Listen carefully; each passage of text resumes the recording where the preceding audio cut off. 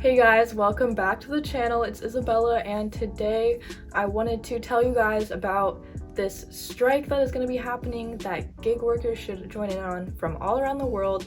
But before we get into that, if you want to get your account reactivated, whether you got falsely accused for something and it got banned, or there was like a system error that caused your account to get deactivated, they can help you. It's called the Reactivation Center. We have a link in the description where you can actually get a discount on your order. They will be able to get in contact with these gig companies to help you get your account back.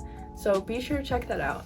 Anyways, let's get started into the video. I wanted to tell you guys why you should be joining this strike on July 4th for gig workers. The Rideshare Professor is really trying to get the word out there about joining in on this 60-day strike, basically starting July 4th from 6 p.m. to 9 p.m. for 60 days. He wants all gig workers to not work during that time period.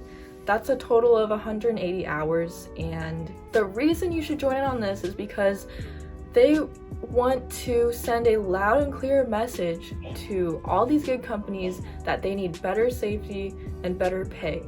Let me know what you guys think in the comments down below if you think this is gonna help or work out. A really good reason why you should do this is because, you know, with the economy being so terrible right now, it's really important that these gig companies get the message that they really need to pay their gig workers more money. You know, a lot of people complain that they don't make nearly as much money as they used to a few years ago when all these gig apps were a little bit newer, and all these companies wouldn't be anything without their gig workers. So this is worldwide. No matter where you are in the world, you can join in on this strike.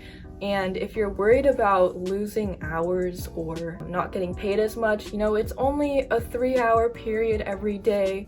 If you really want to, you can try to work around that so you can get as much work done before 6 p.m. and after 9 p.m.